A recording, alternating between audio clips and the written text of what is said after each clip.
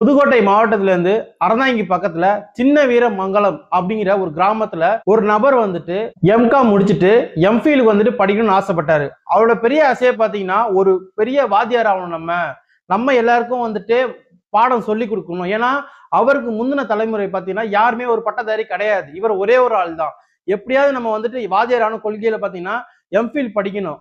புதுக்கோட்டையிலேருந்து America வரைக்கும், ஏன் இந்த உலக நாடுகளே இப்படி ஒரு குக்கிங் சேனல் இருக்குதா அப்படின்னு திரும்பி பார்க்க வச்ச வில்லேஜ் குக்கிங் சேனலை பத்தா நம்ம இன்னைக்கு வீடியோல பார்க்க போறோம்.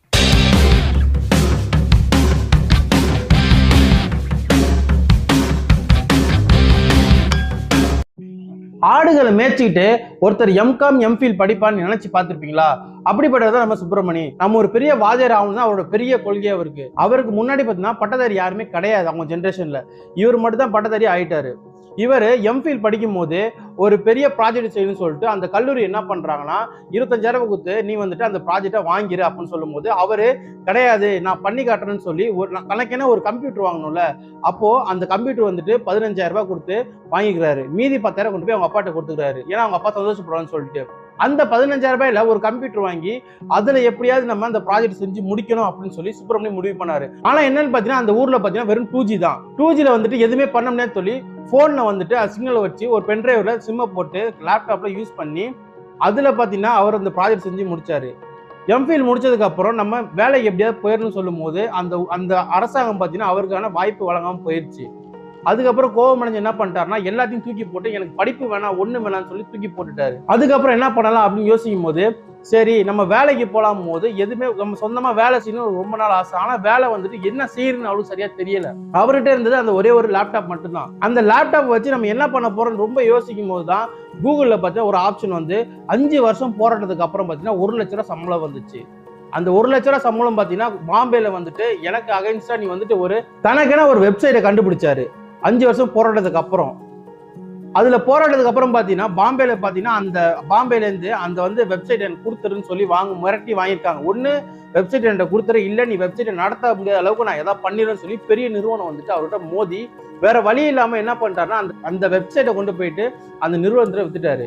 அதுக்கப்புறம் சுப்பிரமணியிட்ட சொல்லிக்கிறாங்க நீ வேணா இந்த வெப்சைட் நடத்தலாம், ஆனா இதுக்கு ஓனர் நான் தான் அப்படின்னு வந்துட்டு வெப்சைட் நிறுவனம் சொல்லியிருக்கு. அதுக்கப்புறம் அவர் என்ன பண்ணாருன்னா சரி எனக்கு வந்துட்டு நான் சொந்தமா வேலை செய்யணும்னு சொல்லி அந்த வெப்சைட்டை வேணாம்னு சொல்லி தூக்கி போட்டாரு. சிஸ்டத்துல வந்துட்டு உட்காந்து என்ன பண்ணலாம் அடுத்தும் போது தான் யூடியூப் அப்படிங்கிற ஒரு கான்செப்ட் அவருக்கு மைண்ட்ல வந்துச்சு. அந்த யூடியூப் கான்செப்ட் மைண்ட்ல வந்ததுக்கு அப்புறம் பாத்தீங்கன்னா சரி நம்ம ஏதாவது பண்ணலாம் சொல்லி, ஏன்னா அவருடைய தாத்தா பாத்தீங்கன்னா ஊர்ல ஃபுல்லா போய் சமைக்கிற வேலை செய்யறவர் தான். அப்படி இருக்கும்போது பாத்தீங்கன்னா இவர் போயிட்டு நம்ம தாத்தா வச்சு ஏதாவது வீடியோ போடலாம்னு சொல்லிட்டு அதுக்கப்புறம் தாத்தா வச்சு ஃபர்ஸ்ட் வீடியோ ஸ்டார்ட் பண்ணி போடுறாரு. அவர் போடும்போது அவருக்கு பெருசா எடிட்டிங் எதுவுமே தெரியல, எந்த விஷயமும் அவர் தெரியல. அப்படி போடும்போது பெரிய அளவுல ரீச்சே ஆகல அவருக்கு. அதுக்கப்புறம் அவங்க ஃப்ரெண்ட்ஸு அதுக்கப்புறம் சொந்தக்காரவங்க எல்லாரும் சேர்ந்து வீடியோ போடும்போது கொஞ்சம் கொஞ்சமா வியூஸ் போகும் அப்படின்னு நினைச்சாரு. அப்பவும் வியூஸ் போவே இல்லை அவருக்கு. அதுக்கப்புறம் 8 மாசம் கழிச்சு என்னடா நம்ம இவ்வளவு மாசம் வீடியோ போடுறோமே, ஏன்னா ஒரு நேரம் பாத்தீங்கன்னா அவர் வாங்குற காசை வச்சுக்கிட்டு கொஞ்சம் கொஞ்சமா 3000 2000 1500 இப்படி வச்சுதான் அவர் கொஞ்சம் கொஞ்சமா வீடியோ போட ஆரம்பிச்சாரு. அதுக்கப்புறம் 8 மாசம் கழிச்சு பாத்தீங்கன்னா நம்ம ஏதோ ஒரு தப்பு பண்றோம் அப்படின்னு வந்துட்டு அவர் உணர்ந்தாரு. அதுக்கப்புறம் பார்த்தா நம்ம நார்மலா வீடியோ போடும்போது நம்ம நார்மலா சமைக்கிற மாதிரி வீடியோ போட மாட்டோம், நடிக்கிற மாதிரியே வீடியோ போடுறோம் அப்படின்னு சொல்லி நம்ம நார்மலான கிராமத்து மக்கள் எப்படி வந்துட்டு சமைப்பாங்க அப்படின்னு சொல்லி தான் அந்த வீடியோ போட ஆரம்பிக்கிறாரு. அந்த ஈசல் வீடியோ போட்டதுக்கு அப்புறம் 25,000 வியூஸ் வந்துட்டு அவருக்கு வர ஆரம்பிச்சுது. இதுக்கப்புறம் பாத்தீங்கன்னா கொஞ்சம் கொஞ்சமா வியூஸ் போக போக போக அங்க இருக்கிறவங்க எல்லாருமே வந்துட்டு பெரிய அளவு பேச ஆரம்பிச்சாங்க. ஆனா ஆரம்பத்துல சுப்பிரமணியம் பாத்தீங்கன்னா எல்லாருமே எதிர்த்தாங்க, நீ வீடியோ போடுறியா, நீ எப்படி வீடியோ போட முடியும் அப்படின்னு சொல்லும் போது, ஏன்னா அந்த நிறுவனம் வந்துட்டு அவங்க சொல்லிக்கிறாங்க நீ இந்த வேலையை விட்டுட்டு போனா என்ன பண்ண போற அப்படின்னு கேட்கும்போது நான் யூடியூப் சேனல் ஆரம்பிக்க போறேன்னா அந்த நிறுவனம் பார்த்து அவர் பார்த்து சிரிச்சிச்சு. அப்போ அவர் என்ன பண்ணாருன்னா மனம் தளராம தொடர்ந்து வீடியோ போட ஆரம்பிச்சாரு. 8 மாசம் கழிச்சு தான் இந்த வில்லேஜ் குக்கிங் சேனல் அப்படிங்கிற வந்துட்டு ரீச் ஆக ஆரம்பிச்சிச்சு. உலக நாடுகள் எல்லாருமே கொஞ்சம் கொஞ்சமா வெளியில பேச வர ஆரம்பிச்சாங்க. இந்த சின்ன வீரமங்கலம் கிராமம் எங்க இருக்குங்கிறது உலகத்துக்கே நான் காட்டணும்னு சொல்லி அதிகப்படியான வீடியோ போட ஆரம்பிச்சாரு. ஒரு 15 கிலோல மீன், ஆடு பாத்தீங்கன்னா ஒரு 100 கிலோ 50 கிலோ அப்படின்னு வீடியோ போட ஆரம்பிச்சாரு. அதுக்கப்புறம் எல்லா பக்கத்துல இருந்து அவருக்கு பாராட்டு மழை பொழிய ஆரம்பிச்சுது. இப்ப நீங்க சமீபத்துல பாத்தீங்கன்னா இந்த ஒரு 3 வருஷத்துக்கு முன்னாடி விக்ரம் படத்துல பாத்தீங்கன்னா அவர் பாத்தீங்கன்னா இந்த வில்லேஜ் குக்கிங் சேனல் வந்துட்டு வீடியோ போட்டாங்க. அதுக்கு அவர் ₹1 கூட வாங்கலன்ட்டு வீரன் அவார்ட்ஸ்ல வந்துட்டு அவர் சொல்லிக்கிறாரு. ஏன்னா நான் ஒரு விஷயம் பண்றேன் அப்படின்னா அது வந்துட்டு பெய்டு ப்ரொமோஷனா இருக்கக்கூடாது, நாங்கள் வந்துட்டு எதுவாக இருந்தாலும் கரெக்டாக நியாயமாக செய்யணும், எங்களுக்கு சப்ஸ்கிரைபர் இருக்கிறாங்க, எங்களுக்கு சின்ன சின்ன ஆடு வருது, அது அதோட வருமானமே எங்களுக்கு போதும்னு சொல்லி எந்த ஒரு ஆடுலையுமே வந்துட்டு அவர் வந்து நடிக்க போகவே இல்லை. எந்த ஒரு ஆடும் வந்துட்டு இவர்கிட்ட வரும்போது நான் நடிக்க மாட்டேன்னு சொல்லி அதை அவாய்ட் பண்ணிட்டாரு. ராகுல் காந்தி வந்து அவர் வீடியோ வந்துட்டு அவர் சாப்பிட வந்தாரு. அந்த வீடியோ எடுத்து போடும்போது உலக அளவில் ஃபுல்லாக ரீச் ஆச்சு இந்த வீடியோ.